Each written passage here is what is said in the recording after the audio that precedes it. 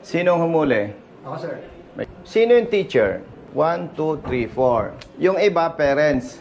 Totoo ba yung report na galing kayo ng Bicol? Papunta kayo sa norte dahil may palarong pambansa. Yes po, sir. Tama yon? Opo. Ikaw ang driver. Opo, sir.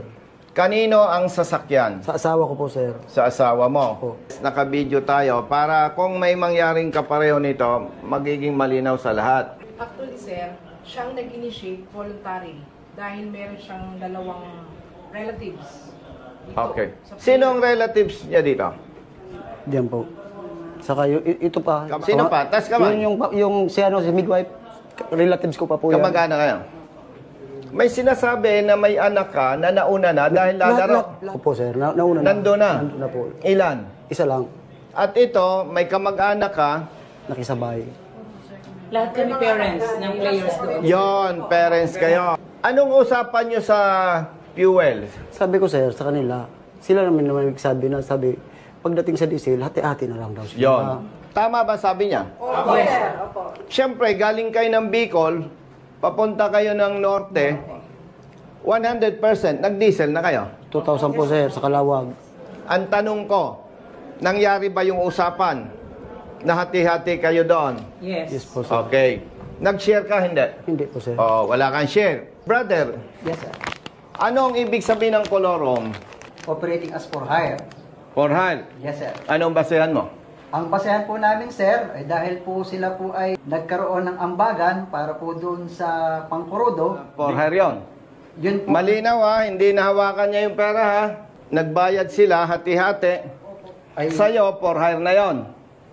operating as for hire po. Sir, excuse me. Hindi po namin sa kanya binibigay yung panggas. Isa pong parent ang humahawak, siya ang magbabayad. Sige, sino? Para malinaw. Ikaw. Ang unang binayaran mo sa Calao, Quezon, 2,000. Oo. Ibig sabihin mo, doon sa version na yon, ang pagkakilala mo, pagkala mo, for hire na yon. Operating as for hire po. Operating as for hire. Nung pagkahuli na po, nung nandito na sa compound, ang una naming decision is to impound the motor vehicle.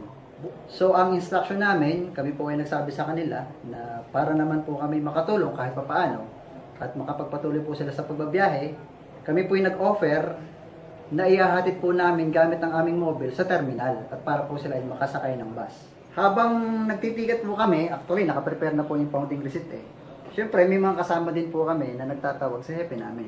Oh. Report po yung nangyayari. So ngayon, dahil nga po nakita namin na maraming pasahero, may mga bata, nagdesisyon po ang hepe namin, binigyan kami ng instruction, ganito sir, technical impoundment na lamang. Ano pong ibig sabihin? Tanggal plaka. Tanggal plaka, pwede na po silang umalis.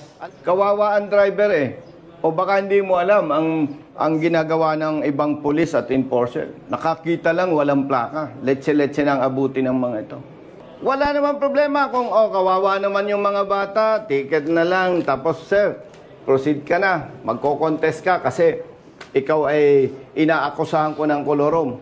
Pambihira naman Pwede tayo magpatupad ng batas na hindi masasakripisyo ang kapwa natin. Kung pinatuloy ninyo yan, tinikitan, wala na kayong habol, may habol kayo Bakit? Magre-renew ito ng lisensya.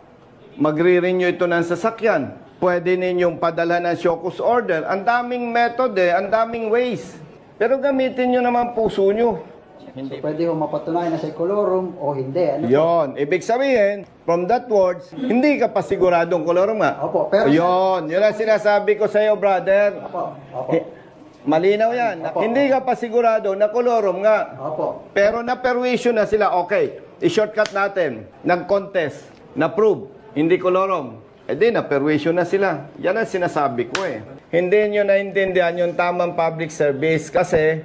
Reaction tayo sa video ni Colonel Busita mga tol. Tungkol sa isang private vehicles na maghahatid sana ng mga teachers, mga atleta, kasi lalaban sila sa palarong bansa sa Ilocos. So dahil private vehicles ito, wala itong prangkisa na pwedeng pumasada. Kapag nahuli, syempre kapag wala kang prangkisa, kapag nahuli ka, kolorum ka. Ang multa niyan kapag van, 200,000 pesos. Pero iting senaryo na nagpunta kay Colonel Busita, private vehicles lang ito. Ngayon, nagsakay siya ng mga teachers, magulang at mga bata. Pero hindi siya nirentahan. Ang ginawa, nag-aambagan na lang yung mga teachers, mga magulang ng panggasolina para sila ay makapunta sa Ilocos, kung saan ginaganap ngayon ang palarong pambansa. Ngayon, hinuli sila ng LTO. Sinabing kolorum yung sasakyan. Ang masaklap dito, ang ginawa ng LTO, pwedeng tumuloy sila sa Ilocos, pero tinanggal nila ang plaka, kinuha pa ang ORCR. Ngayon, ang ginawa ng driver, hindi sila pumayag. Kaya sumangguni sila kay Colonel Busita. Ang paliwanag naman ni Colonel Busita, nasaan ang public service dyan? Hindi naman yan mga kriminal. Kapag tinikitan mo lang yan, kung duda ka na kolorum nga yung sasakyan, tikitan mo na lang yan, patuloyin mo na sila. Hindi naman sila makakataas kasi may record na sa LTO. Ngayon, ang sabi ng LTO na humuli, hindi pa siya sigurado kung kolorum yung sasakyan. Magko-contest pa yung driver. Di ba pahirap mga tol? Naabala na yung mga teachers, mga bata, mga magulang dahil lang sa panguhuli at pinagdudahan na kolorum yung sasakyan. Kasi ang pagkakalam ko, kapag nag-aambagan lang ng panggasolina, ang tawag doon, share expenses. Pero walang naganap na pagbabayad sa driver o sa sasakyan. Ibig sabihin, pasok pa rin yun. Hindi yun for hire. At hindi rin matatawag na kolorum. Pero bad trip talaga ako sa nangyayari ngayon na panguhuli na ganyan. Isipin mo yun, pagbiyahin mo, walang plaka, walang ORCR, ang daming checkpoint dyan sa Ilocos. Di lahat ng checkpoint, sisitahin yan, magpapaliwanag ka sa lahat ng checkpoint. Sobrang abala.